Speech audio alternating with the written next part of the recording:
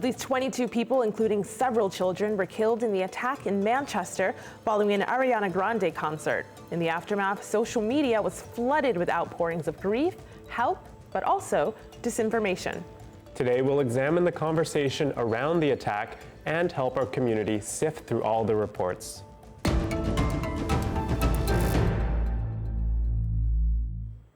The bomb ripped through the foyer of an arena following the concert by U.S. pop star Ariana Grande, who is popular with teenagers and preteens. Witnesses described a huge bomb-like bang and scenes of panic as young fans rushed out and parents waiting outside searched frantically for their children. People from around the world expressed horror that young people were targeted in this way. Now, religious leaders and police in Manchester have called for unity, resilience, and solidarity. That was on display in a vigil held on Tuesday evening in Albert Square. AlJazeera.com's Shafiq Mandai was there and sent us this. I'm at the vigil for the victims of the 22 people who died in yesterday's attack at the MEN Arena, which is just a short walk from here. The crowd here is reflective of Manchester's diversity. What message do you think Manchester is sending to the people who did this yesterday? Not by having that many people in a packed public area, anything can happen and we're not scared. What do you make of the kind of fact the guy who's suspected of doing this is from Manchester? Well, I wouldn't call him a true Manc because someone who does something like that, I wouldn't even consider them a human being, never mind a Muslim or a Mancunian. And I utterly just despise what he's done. And I'm really, really sorry for all the victims and the families of the victims. Joining us now from Manchester, Rabnawaz Akbar is a Labour councillor and a member of the Manchester Council of Mosques. And also in Manchester, Mike Adamson, he is CEO of the British Red Cross. Welcome to the stream, gentlemen. Rabnawaz, can you describe the atmosphere in Manchester right now? Hello, good evening. I've just come back from the vigil about an hour ago. We're coming up to nearly 24 hours when we first realized that there was an explosion outside the Manchester Arena. I think the city is still in shock, but we're coming to terms with the fact that last night our city and our young people were attacked by evil.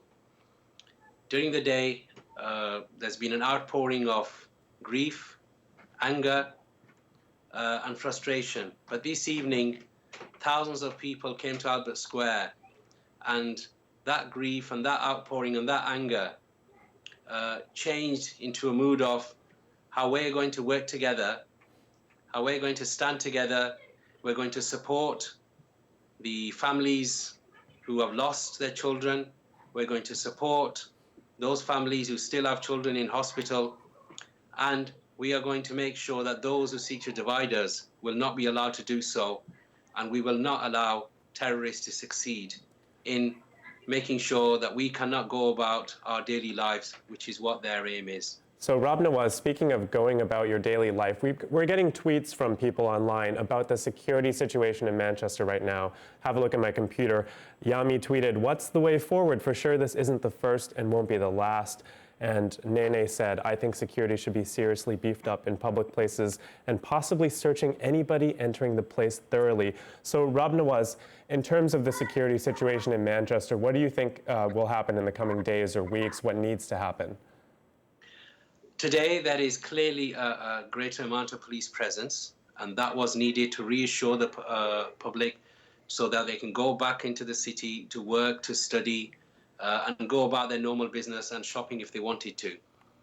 I think over the last few years, our police and security services have prevented a considerable number of possible attacks due to their amazing work that they do to protect the citizens. But it's practically impossible to compensate for what happened last night.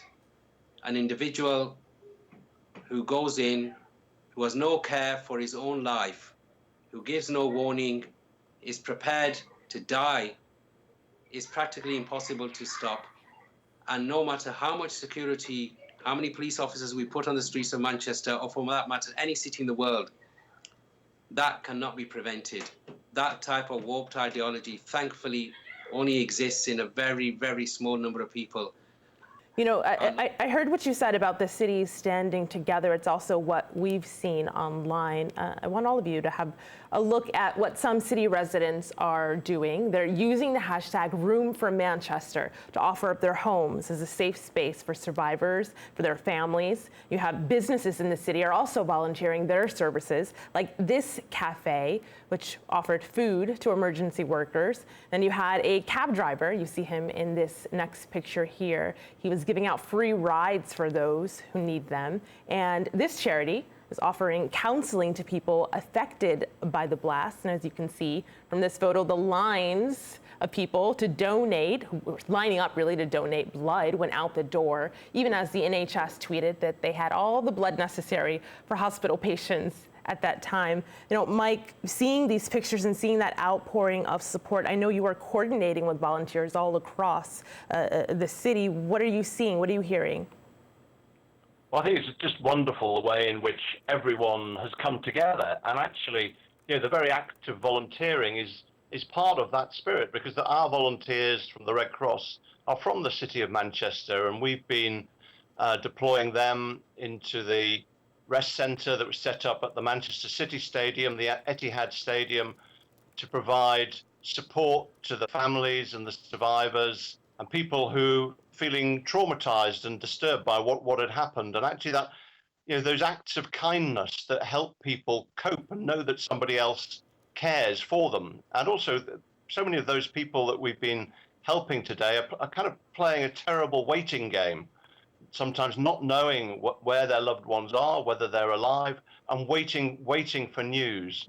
And our volunteers have also been, and with the ambulance services, again, just helping support, because at a time like this, the statutory services are doing an amazing job, absolutely fantastic, but they're stretched to the limit. And what, again, we can do is help top that up and actually provide support and give opportunities, I say, for people from Manchester and indeed the surrounding areas to come and volunteer and provide that practical help. And, you know, I just think it's wonderful to see those Twitter feeds and so on of people offering their homes and taxi rides and so on, because that's, you know, it's the spirit of humanity, which again is at the heart of the Red Cross, and that's what we're trying to enable as well. But we're so, you know, our hearts go out to the families affected by this.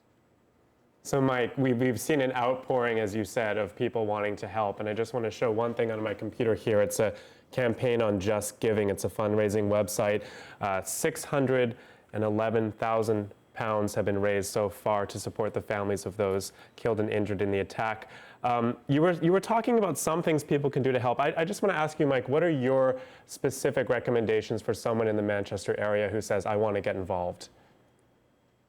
Well, I think one of the things they can do is give. There's a number of appeals being set up. The Red Cross has set up an appeal with Manchester City Council, and our aim, because our learning from, you know, the support after the London bombings in 7/7, but also after the Westminster attacks, is that what happens with people is that actually their lives are just completely disrupted. They've got the human trauma of loss or injury, but actually that can affect them in terms of the ability to work. They have to care for a loved one who's perhaps been injured, or they have to make adaptations to their home, or indeed, for some people, actually, this is incredibly emotionally distressing for a long period of time, and actually arranging counselling, and all of these things cost money.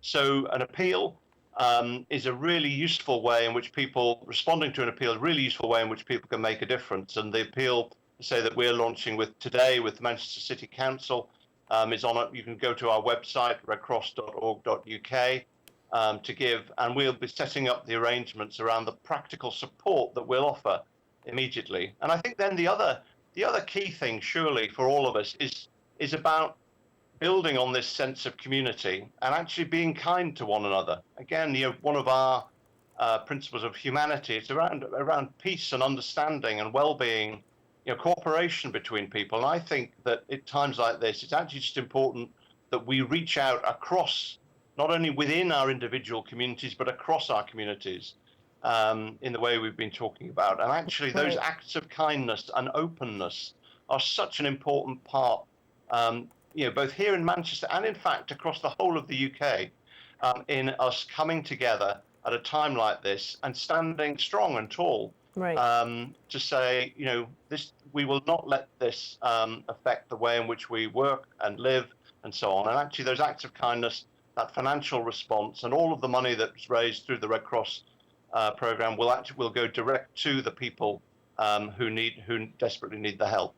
Information that our online community, I know, is looking towards. Rob Nawaz, I want to end this segment with you. Of course, you are on the Manchester Council of Mosques. I pulled up the statement they've released here. And as we often see after some of these attacks, you have groups that feel that they need to speak out against them because they're being called on to do just that. What is it that your community is feeling, and what do you want the rest of the world to know in these coming days?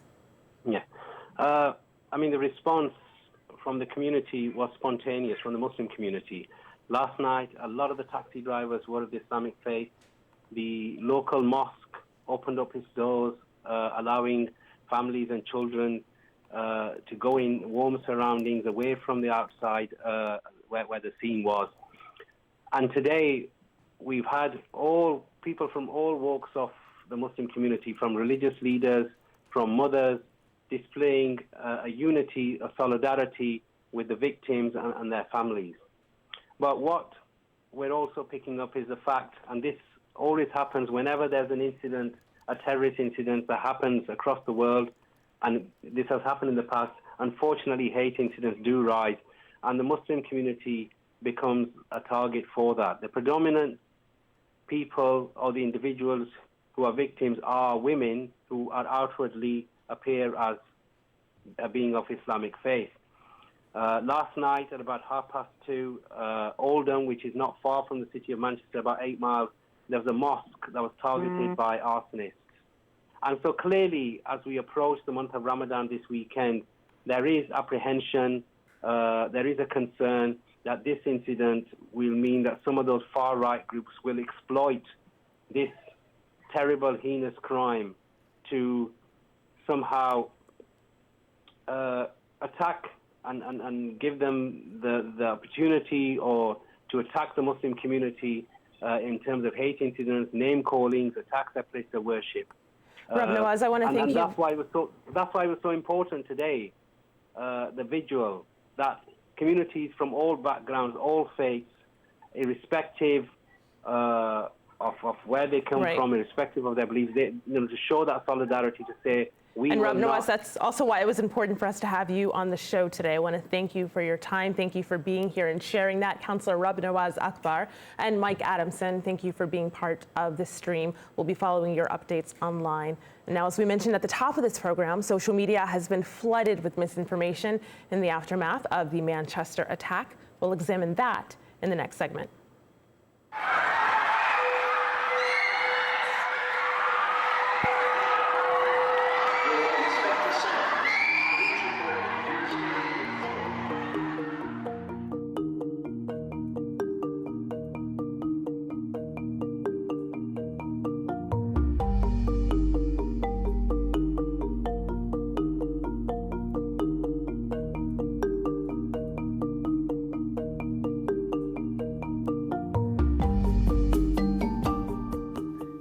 Making this video to let you know that I am indeed alive, well, and okay here in the United States, not the UK.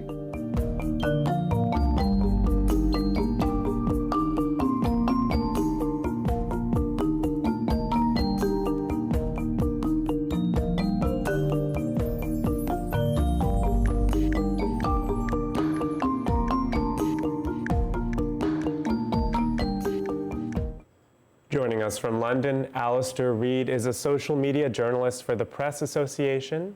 And in Atlanta, David Clinch is the global news editor at Storyful. Thank you both for being here. Now, Alistair, I want to start with you because you've been working through the night trying to verify different information, all these social media reports that are coming in. Take a look at my computer. I have a tweet here from someone named Nick Yates. It's a report related to the story Black Merc full of non-uniformed police in face masks just arrested someone outside Morrison's. Now, Alistair, we're going to show your screen. I want you to give us a masterclass in how you would verify something like this using online tools.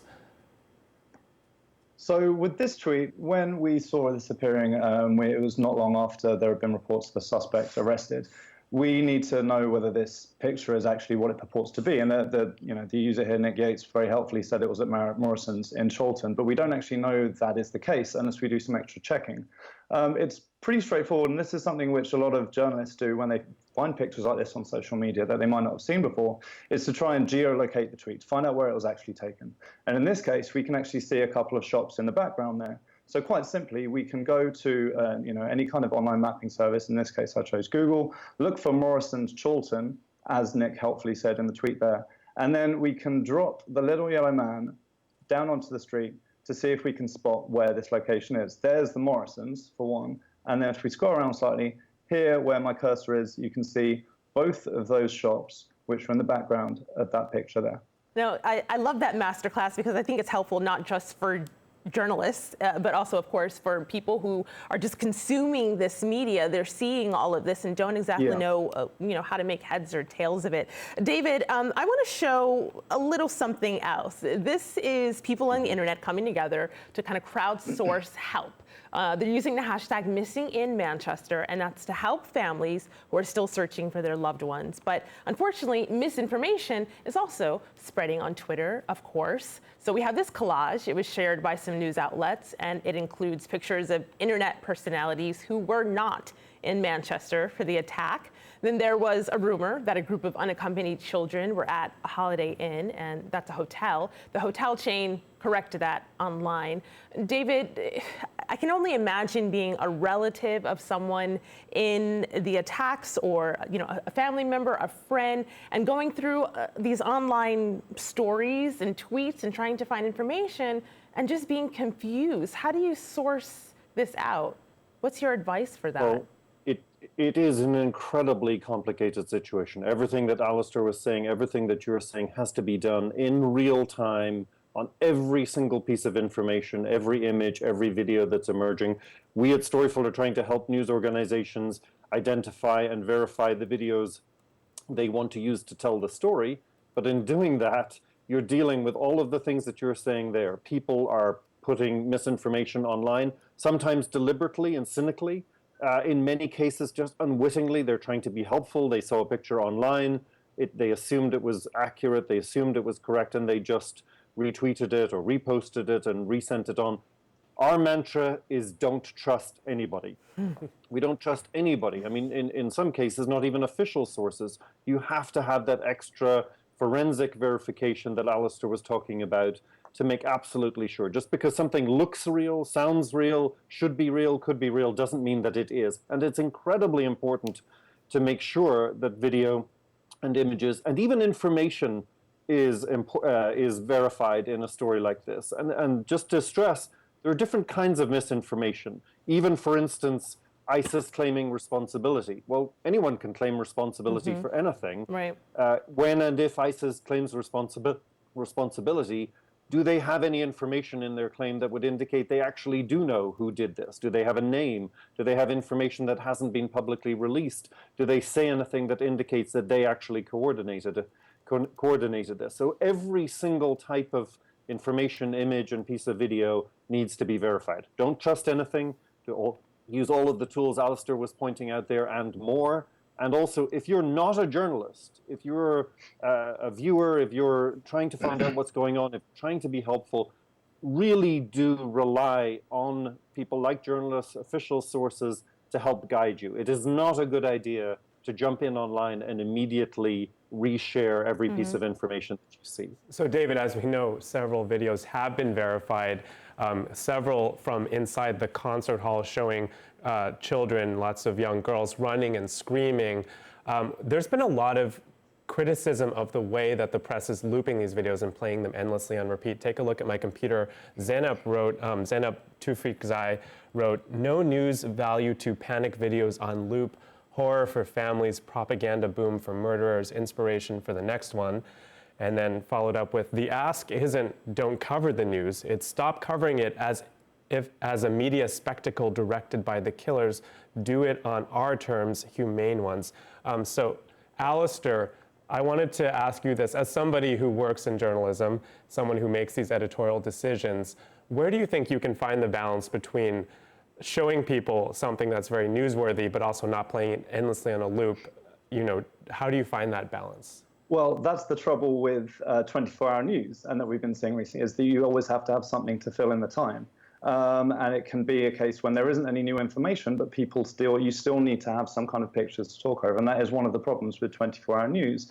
But at the same time, there are areas that you can focus on which aren't just playing those same panic videos, as you rightly pointed out, over and over and over. By going on the ground, speaking to the emergency services in this case, or if they are free, if they're available, obviously not interrupting their work, but showing the positive signs of what is coming out of that situation, rather than focusing on the very dramatic, very, as you say, the panic videos which we saw there. It's something which we're still struggling with, I think, as an industry, but it is increasingly something which we're going to have to address.